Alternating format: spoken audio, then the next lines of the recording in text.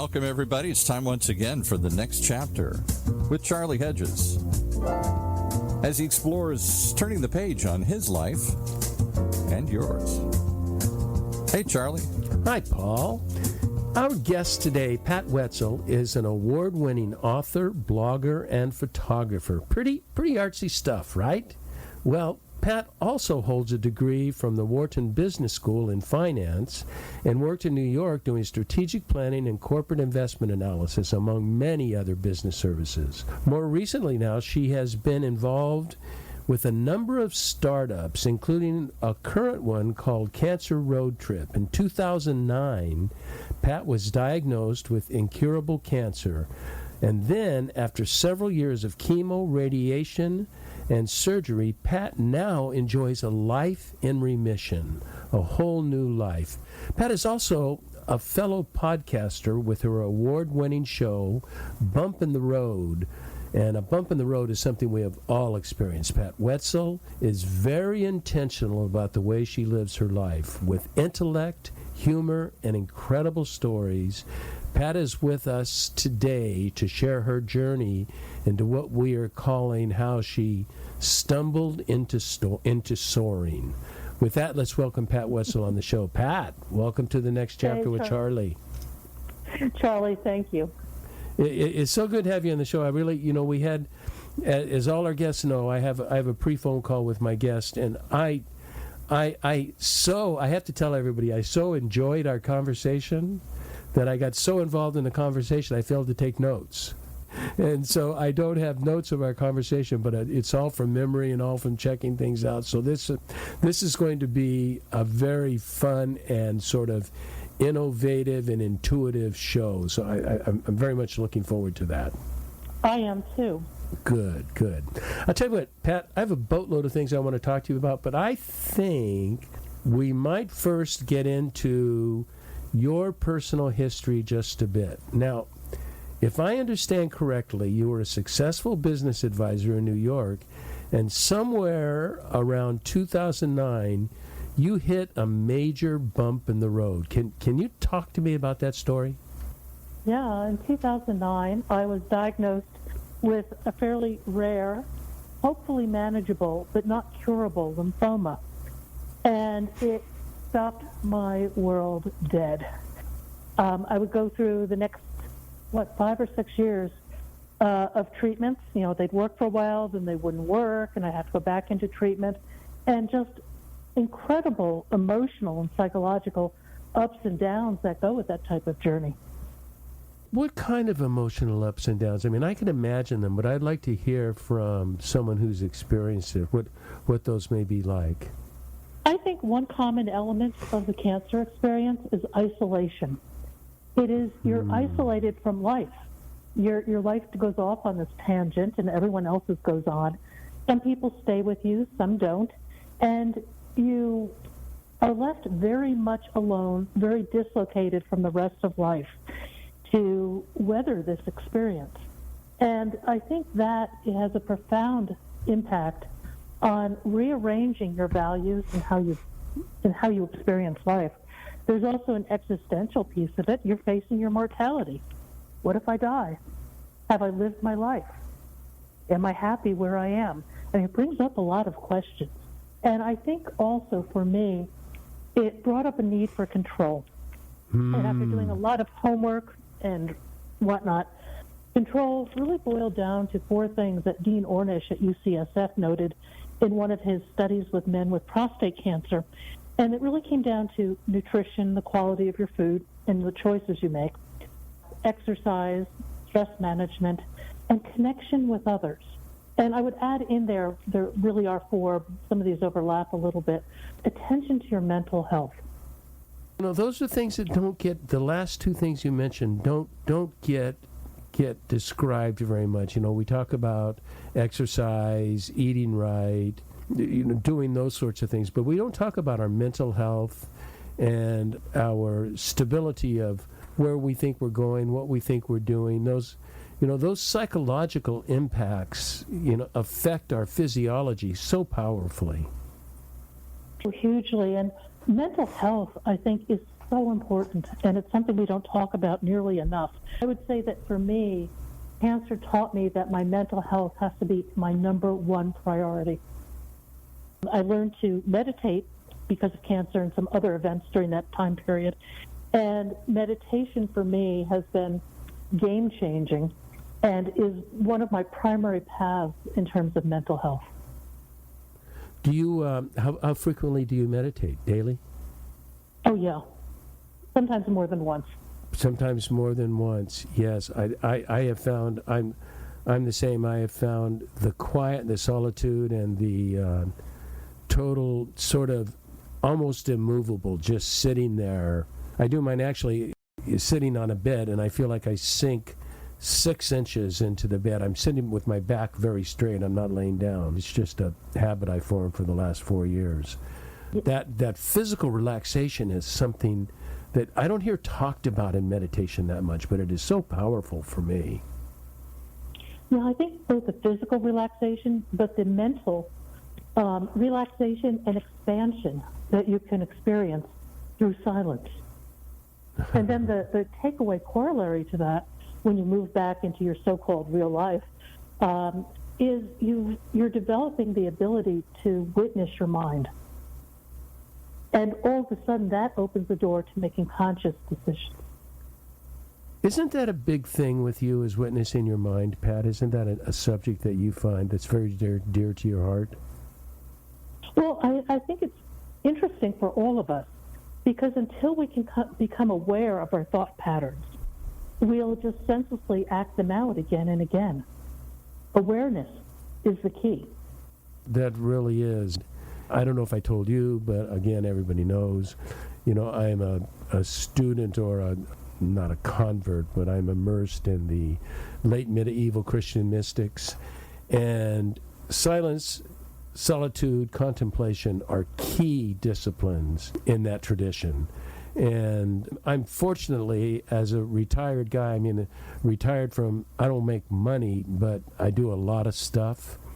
And I still am able to find significant time in contemplation and silence, and that sort of reevaluation or look at my mind, my thoughts, my patterns, my habits, my good parts, my bad parts. All of that just is so enlightening, and is in the process, I find I've become what I would call a much better person. Would you find that as well? Oh, yeah. I think the journey within is the most significant journey we can take. And as we get to know ourselves and as we become more conscious and get to choose the path we want to take, it changes our life. We start relating to people differently. We relate to ourselves differently. Therefore, our relationships change. And I think they change for the better because they have more empathy and kindness towards others. How do you feel, you talked about relationship with yourself impacts your relationship with others. Talk to me a little bit, because I so agree. First of all, let me let you know that I so agree. But how do you explore or find relationship with yourself? What are there any processes or anything that you went through that gave you insight into that? That's an interesting question. I don't know that I have a good answer, but I think part of it goes back to what you were saying earlier, and that is the quiet, the solitude, the reflection. And I think a willingness to step back and look at yourself with kindness, but also, with reality, and realize we're all imperfect. What are some of the imperfections you see in yourself, and how would you prefer them to manifest?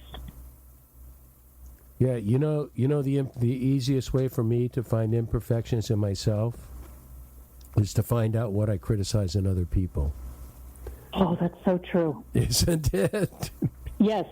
It's like, they're demonstrating the bad me, and I'm trying to change myself by criticizing them.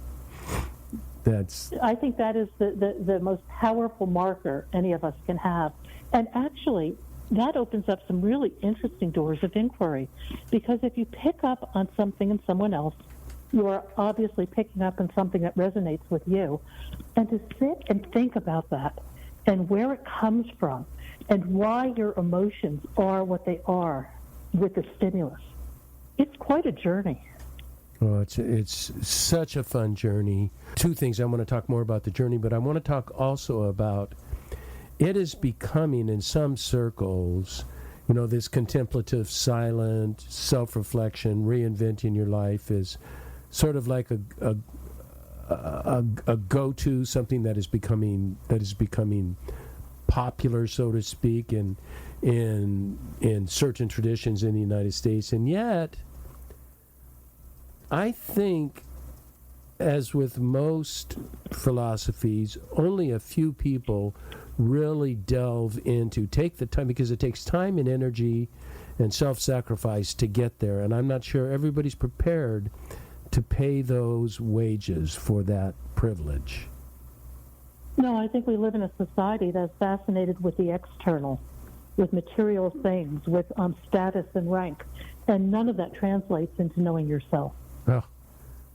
You're so right. This is why I love talking to you. You're just you get things. In the mystical tradition, we talk about the ego, but two parts of the ego. The ego is not all bad. The ego is written by so many people as bad. We got to get rid of the ego, dismiss the ego this. But without a strong ego, we're nothing. So we have to have a good, solid, sound ego that is not, may I say, egocentric. And egocentric is what one contemplative calls the small self or the small self, or the small self or the false self. And that is, I've kind of narrowed it down to very close to your definition. It's all about how can I acquire power, prestige, and possessions. And those control my life. That controls what I try to achieve in life. And it's square pegs and round holes. I'm dealing with a spiritual malady, with a deep emotional hole inside of me, and I'm trying to fill that hole with the power, prestige, and possessions. That it is a square peg, round hole. They do not fit. So, all the efforts we do not really satisfy the depths of the soul. Would you agree that? Oh, I totally agree. And we develop this outside persona of accomplishments and degrees and homes and cars and whatever else you might throw in there. Pat, don't get personal. Go ahead. They're so meaningless. And until we can see that, we will not be satisfied. They're so meaningless in the scope of life. As an American, although I travel quite a bit internationally, I'm still steeped in American ideology. As an American, those are our goals in life. That is the American dream, is it not? The American dream is not to be a fully integrated person that understands self, love, and society. Instead of, it's all about acquisition, toys. How do you think that dream is working out for us? Well, I'll tell you, I was raised in what I call, to me, it appears as if it was the golden years of the United States in the 1950s, 60s, 70s, and into the 80s, but especially the 50s. Those were our golden years where all of that worked, but that was because we were coming from nothing. Now that we've established something, we've established a near middle class, 64%, 62% of the country is middle class or above. So, we never talk about that. We only talk about the other side, the downsides. We don't talk about the majority of Americans are middle class. And the only thing we can think about is not, moving up Maslow's chart from safety and security, but moving 3 or 4 levels up to try to get spiritual maturity, but we're still just doing it in those lower level physical ways, and it just will never accomplish it. No, and I think it's a journey. I think that I will only speak for myself. I've had to hit numerous bumps in the road, if you will. Each one taught me something, and over time I became willing to learn. but it took a while. What took a while? What was it, Pat, that seemed to... Was there a situation? Was it your cancer? Was it something else that gave you a rude awakening or a distinct awakening to something new, that you were pursuing your path maybe not the best way? Well, I've had a lot of awakenings. I think actually one of the biggest and most difficult to navigate when I was younger was a really brutal divorce. And it left me in a place I never wanted to live. I've lost all my family going through that, obviously an ex-husband. It was a time of total upheaval in my life, in my identity, in my finances, in everything. And it took me many years, I think, to have the perspective to glean some wisdom from that set of circumstances. And not being able to glean wisdom at that time, I just plowed ahead, and that's how I got into becoming a pilot. Oh, I'm going to hold that just for a second, because I want to know about you flying an airplane with no engine. We're going to talk about the insanity and the beauty, the incredible restfulness of that. But I wanted to get on the first topic that, I get off on one, I forget the first topic. But what was the very first thing you said before you told that? Can you remind me? Oh, we're just talking about bumps and what we learn from them. And I brought up the my bump of divorce. That yes. Was it would be the pivot point that would change my life in ways I never could have imagined. There's two situations in your life that you have identified in our brief talk together. Both seem to focus around the issue of loneliness. Do you find that you become out of connection with other people and out of connection with yourself when you're facing these trying situations? I think you often become disconnected from the outside world, but that's an opportunity to become connected with your inside world. And when you're connected there, you're never lonely. How do you do that, Pat? Trial and error in a lot of years. And a will, do you think it requires... There's a willingness that is, I don't know if it's a human tendency, but it's a very natural tendency for me and for those that I know, is to live in denial. And those interior desires are just kind of pushed to a side, and all of this external stuff really boils up to the top, and that's where we end up focusing. And what you're saying is that we have to be able to somehow turn the burners on simmer and cool down and evaluate. Did that make any sense? I would say it makes total sense. And I think even beyond putting the burners on simmer, I think we need to look outside the box and decide, what's a new tact I can take? Well, let's talk about a new tact, and let's talk about you. And you didn't use the word glider. You used another term for them. Sailplane. A sailplane? Uh-huh. Is there a difference between a glider and a sailplane? No, I think a glider is kind of a generic term.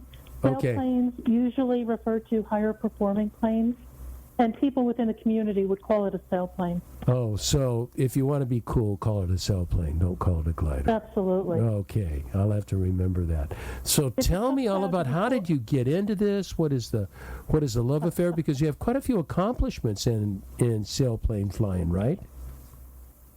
Oh, I think just flying is an accomplishment.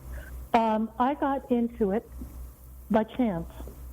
When my marriage was falling apart, I went on a cross-country trip to just connect with some different people and think about where am I going in my life. I had no answers to anything. And this was about 1990. I went to San Francisco. I rented a convertible, and I drove up into wine country and had a nice few days. And I ended up in Calistoga one night. And walking the street the next morning, there's an airport that used to be in the middle of town. It intersects the main street. And it has a big sign that says glider rides. So I went up and I asked, what's the story? And they said, I'll come back around, 11 or noon, and, we'll be happy to take you for a ride. So I came back at the appointed time, and I went for a ride, and it didn't blow me away in any way. It was a nice experience, and I just kind of put it to the side.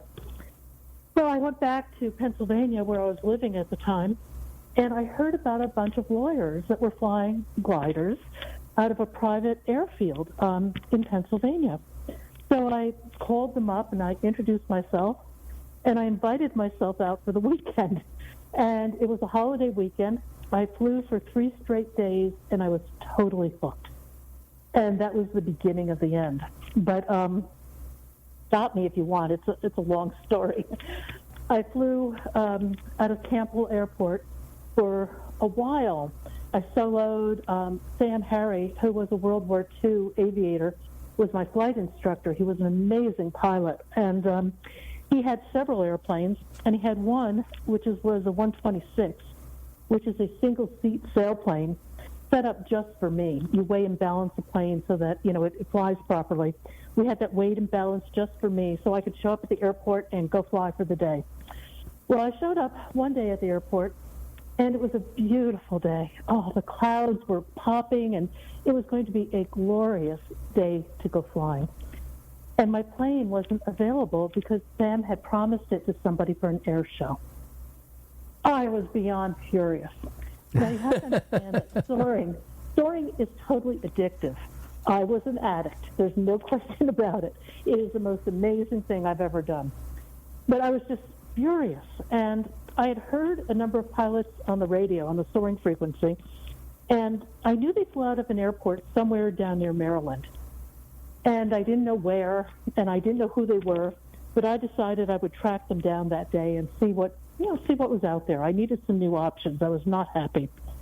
So I drove south, and I pulled into I found the airport, and I pulled in. There's a big sign at the entrance that says private airfield or private club. Do not enter. You are not welcome. I love it. Really you said my kind of place? No, I looked at this and I was just taken back. I'd been flying this wonderful, fun, but low performance sailplane. And here I had entered this massive airport with 3 or 4 runways, control tower, fuel depot, hangars, several hangars. And I thought, this is really cool. And sitting on the tarmac are 15 or 20 15-meter planes. These planes are fiberglass airplanes that are stunning. They're essentially handcrafted, and they are super high performance. And I looked at this, and I watched a plane take off into this beautiful blue sky with these puffy clouds, and my heart just went with that plane. And I walked into the office, and I joined on the spot. But I didn't have an airplane to fly, so I had to remedy that. And that's kind of how the sailplane adventures really started. So you purchased a plane? I did. I went on a national quest to find. I went to shows. I went to airfields. I went everywhere. I had no idea what I was doing. No kidding. And I went to one get-together, and I was curious about this one type of plane. And I tried to talk to the rep for the manufacturer, but he wouldn't talk to me because I was a woman, and, women aren't really going to buy a plane. Oh, really? What year was this? Was this recent? That would have been about 1992 or 3. Okay. Oh, so you've been flying for a long time. Yeah, I'm not flying right now, but soaring was like the focal point of my life for about a decade. Okay. One thing I think about, when you told me you took your first trip and you were passenger with another person, but I imagine, now this is my imagination, and tell me how accurate it is, that when you are by yourself, and I imagine you're not listening to AC/DC on your headphones, so you don't, it is total silence, and just total, you can't help but consume the beauty and the wonder and the floatfulness, the weightlessness, all, that just, it just seems, it sounds magnificent to me. Oh, it is total magic. How fun. It's just extraordinary, but it's not necessarily as quiet as you think. Now, when you get into better performing planes, it's sealed and it's very silent. But you have what they call an audio variometer, which gives you an audio indication of the air around you, if it's going up or going down. So the audio is usually chirping in the background. You can turn it off, but you actually want to have that information so that you're putting your plane in better air. Well, that makes sense, but that's almost like contemplative, silent meditation, in that I have a subject that I'm pondering, so there is that noise. There's not physical noise, but there's the noise of my thought. But I try to keep my thought in this arena. And so it's not just blank, there is something inside of it that sort of helps give me stability and direction, rather than just complete openness for the monkey mind to go nuts. Well, one of the things that happens with a sport like soaring is, one, you work very hard to develop your skills. You test your skills against the sky. And that can lead to flow, the state of flow. And, that's part of the addiction of the sport. The incredible beauty of soaring at 17,000 feet down a mountain spine. It's unbelievable. It's a little bit harrowing to think about, because you've got no engine. Where are you going to land this thing? I'm thinking of all of these tactical. It's fine being up there, but how am I going to get myself down? Well, what was really interesting about this? I started flying as I was going through this divorce, and it was part life wish, part death wish, quite honestly. I had gotten to the point where I lost everything, and I didn't care anymore. And that was I wasn't looking for death, but I wouldn't avoid it either. I just felt whatever. But the life wish piece that emerged from this was unbelievable, because soaring is just so beautiful. It becomes very spiritual. You're working in the flow. It's just a magical experience. It's one I would wish for everybody, however they choose to experience it. Do you feel that both of those opposites are sort of essential for living a life worth having a life worth living? And one is the side of where I'm anticipating the beauty, the goodness, what can go on, but the other side of knowing this is not eternal. That this is so how much more important is it for me to enjoy this present moment, because it may not occur again, and you can't have that without a full, or without at least some acknowledgement of you're going to die sometime, not necessarily on this trip, but that is part of your Weltanschauung. Well, that was actually part of the edge of it, though. During one 3-year period, 25 pilots died. One was shot in San Francisco, but the other 24 were all aviation-related deaths. And so it's a very real thing.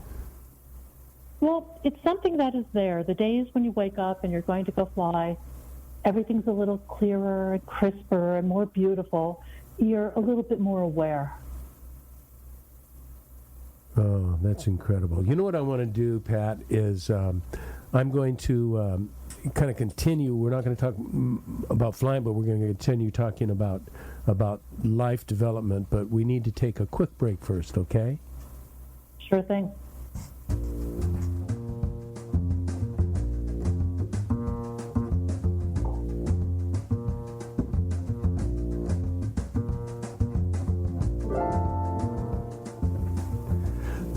Hi there, this is Charlie Hedges, and you're listening to The Next Chapter with Charlie. And my very special guest today is Pat Wetzel, who has so many life experiences. She has nonprofits. She has a podcast. She's an author. She's a blogger. She's a pilot of sailplanes. Is that right? Sailplanes. Sailplanes, which is, us layman terms is a glider, and, we're talking about the beauty of that. But you know what I want to do, Pat? I read a quote from you, and I would like you to expand on this quote. And you said, and this has to do with actually embracing and living a life that you think really matters. And you wrote this: every day we make choices in the food we eat, the thoughts we think, and the people we associate with. I call it our matrix. So what is your matrix, and how do you choose to reimagine your health and your world? It's a beautiful quote. Can you elaborate on that for me? Well, I think that in every moment we have the power to create. So what do we choose to create? Do we choose to eat something laden with sugar, or do we make a healthier choice? We have that power of choice at each and every step. What do we choose to think? Do we choose to let our monkey mind run wild, look at things around us and be critical? Or do we choose to search for peace and meaning? Do we choose? It's all a matter of choice. And I think that we often forget how powerful our choice is in determining our world. And I know for me, in terms of the people and the energy they bring into my life, I look for people who, I enjoy people who are different than me, who are smart, who are aware, and who like to have conversations like this one.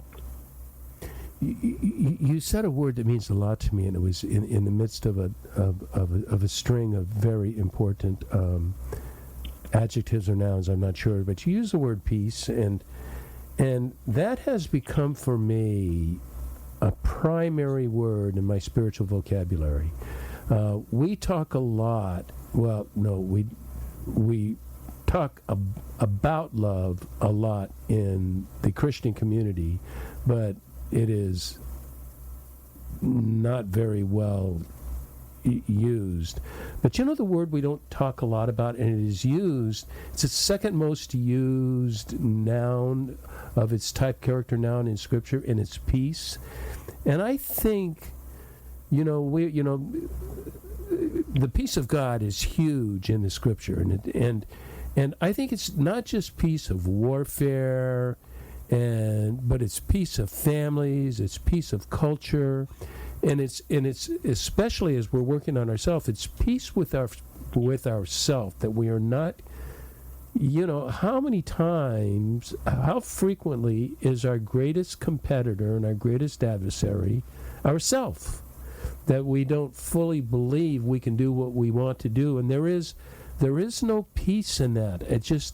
There is a thing of peace, of letting go, of accepting, of fully embracing, enjoying the good times, and not enjoying the difficult times, but understanding they are learning times, and that we are going to become even better people as a result of that. I really like the idea of peace.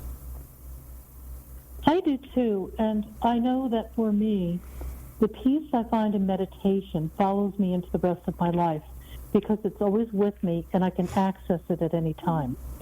And it gives me that pause in the middle of a situation to decide how I want to react.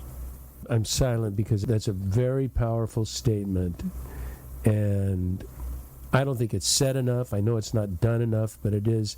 You make a choice. It's the Viktor Frankl in Man's Search for Meaning. It's all about choice, and it's all about choice of not the situation, but how we interpret and deal with the situation, and it requires what you just said. It requires a thoughtful approach, a reflective, thoughtful approach, and we are, I was just, believe it or not, I was just a guest on a podcast yesterday, which is not real normal for me, but I thoroughly enjoyed myself. It was a delightful show, and two women called Two Average Girls. I really enjoyed working with them.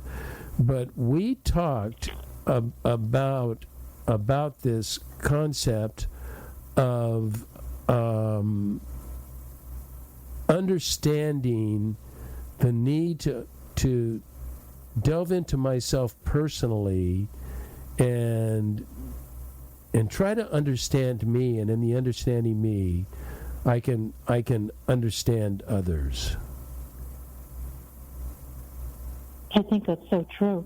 I think that you have to have compassion for yourself before you can have compassion for others. I told him I went on a retreat in 2020, and it was a 10-day retreat. 6 days were silence, and I mean they were sequestered silence. They took phones, computers, books. All they left you was a handwritten journal that you could write in, and you could not leave your room or a 10-foot area in front of your hut for 6 solid days. And then, they had ceremonies on other days, but it was just dealing with you. I mean, you couldn't even walk. We were in Hawaii, and you couldn't even walk around enjoying nature. You just had to sit there and deal with yourself. Now, even for the introvert and solitude and contemplative person, there were moments of challenge in that, but it was so rewarding. Now, my intent, Pat, in going there, I had an intention. They like you to have intention for this retreat, and mine was to learn how to accept love. I discovered I was decent at giving love and kindness to other people, but I had a hard time truly embracing and accepting love of others. There was this little haunting voice in me that said, if you only really knew me, you would never say that kind of thing about me. And that's a terrible thing to tell yourself. And yet that was my intent for this 10-day retreat, which was very, very helpful. It was sort of a paradigm shifter for me. How did it shift your paradigm, and what did you learn? No one's ever asked me that, to get detailed on it, so this is going to be my first attempt. I think it was a very deep process, and there was a lot of there was a lot of procedures that were very, very helpful, and I think I learned that in what I called, boy, I'm going to get very vulnerable here, and I'm probably going to have Paul erase this but I'm going to get very vulnerable here, and that I felt in some ways I was a disgusting human being, and this helped me to learn to accept, in the nature of the human condition and in the divine condition, disgusting is not an adjective. It is merely part of the human condition, and merely part of the human condition that can be resolved, and can be, I don't know about resolved, but can certainly be dealt with by grace and love. And I understood my disgusting was not disgusting. It was my interpretation of a quite normal human condition. And in doing that, I was able to sort of reconcile myself to the fact that I'm a normal human being. This is okay, and it's just another opportunity for evolution, shall we say, maturity. Did that explain any? Yeah, no, that's incredibly powerful, because it goes to what lens we use to view our world. One of the things I say in my book, which will be out next year. Oh yeah, I was looking for your book and I didn't find it. So is that the Bump in the Road book? That's the first one. There will be a series. The next one will be Bump in the Road, Strong Women. Right. The first one's kind of an anthology. And one of the things I suggest in the book is, put down a timeline of your life and write down the significant events. Write your story from a perspective of gratitude. Write your story from a perspective of love. Choose your emotion. And the reason for doing that is it allows you to use a different lens, maybe than the one you're using, to see your own story differently. That's brilliant. It is so much we understand life through our own particular lens, so our own history of experience, our parenting, our, ever so influential adolescent group that is much more powerful than we ever give it credit for. And, then our early adulthood and as it goes on, but we're so influenced by other people that I like investigating that. I think you're really onto something. Yeah, we can tell our story in so many different ways. What do we choose? It goes back to that matter of consciousness and choice. Okay, you know what I want to do, because I'm looking at this metaphor that you used when we talked before, and so this really is so we're jumping from football to basketball. We're going to a different track, but I so want to hear about a quote that you used, and I was going to state the man's name, but the last name was impossible for me to pronounce, so I just decided to let you do it. But it's a quote about quitters, campers, and climbing. That defines, to some degree, all of us sort of fit into one of those categories of at different times in life. This does not define who we are as an individual necessarily, but it does define certain attributes of. Can you elaborate on this quitters, campers, and climbers? I think it's so helpful for our audience. I love this quote. It's from Eric Weinmeier, who I was so lucky to have him on the podcast. He is an amazing person. At 16, he went blind, and he went on to climb Mount Everest, the 7 summits, and to kayak solo through the Colorado River Rapids. He also founded an organization called No Barriers, where the essence of it was originally focused on the disability community. Now it's really focused on a broader range of people, and they have at least annual get-togethers. And the essence of it is, your biggest barriers within yourself. You really don't have any barriers. You can do whatever you want to do. But Eric divided the world into 3 groups of people. And these groups are fluid. You can move between them. And the groups are quitters, who are self-evident. Then we have campers. Campers want the status quo more than anything. They don't want anything to change. And then we have climbers, who are kind of self-evident as well. Now, climbers can be campers, because you can't be a climber all the time. It would be too exhausting. But the reality is that the majority of people fall in that middle group of campers. I am personally fascinated by what it takes for somebody to go from being a camper to becoming a climber. And what did you discover is the transition? A lot of people don't make it. I saw that in the cancer community. So many people just stay just kind of throw in the towel. Stuck. They may become a victim. They don't see it as an opportunity for any sort of transformation. And believe me, it's an opportunity nobody wants. I get that. But you don't have control over that. This event has been thrown in your path. What will you do with it?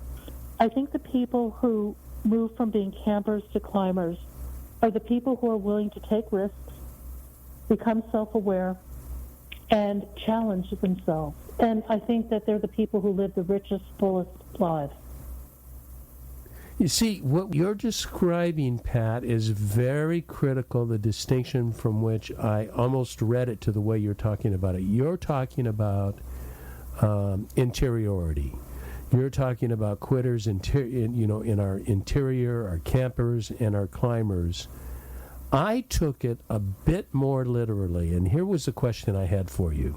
Because I took it in sort of social context rather than a personal context of quitters, campers, and climbers, and the world, not the United States, but the world, because I do quite a bit of international travel and a lot in developing world, in third world countries, and campers are where everybody wants to be, and it's just not that they want to hang where they're at. They would like to be camping in what I determined is a familiar campground, someplace that it's like, but they have no sort of, there is not. I was explaining to people, my friends in Uganda, in rural Uganda, that are dirt poor. There is no such thing as tomorrow. There is only today, because every day is exactly the same.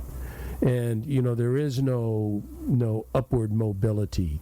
So what I was wondering, and maybe I've just gone way out of what you're trying to say, but it almost appeared to me, at least sociologically, that climbers are almost an American invention, in that we are, in our pursuit of the American dream, we always want to be climbers. We are never satisfied, or we fail to be satisfied by a status quo, even if it's a satisfactory status quo. Now, I'm not saying there shouldn't be evolution and growth, but climbers sort of insinuates, sort of some kind of radical change. Do you have any thoughts on that?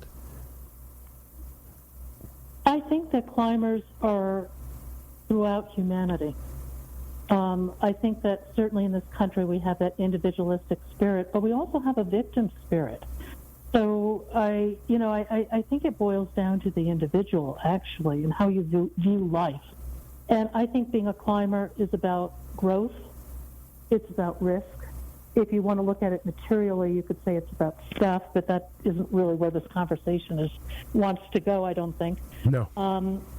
I think that climbers, the best traits of climbers represent the best traits of all of us. How so? I like that. I resonate with that, but I'm curious, more precisely what you have in mind. They have perseverance. They have courage, tenacity. I guess that's about the same. They're willing to take risks. They're willing to learn new skills. They're willing to work hard. They realize the fruits of their labors.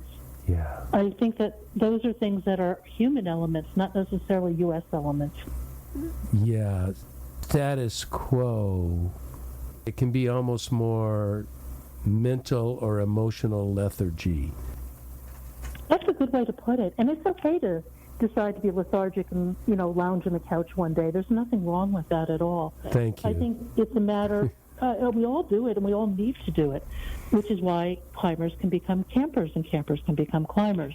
But I think becoming a climber is a mindset. And it's a mindset about living your best life.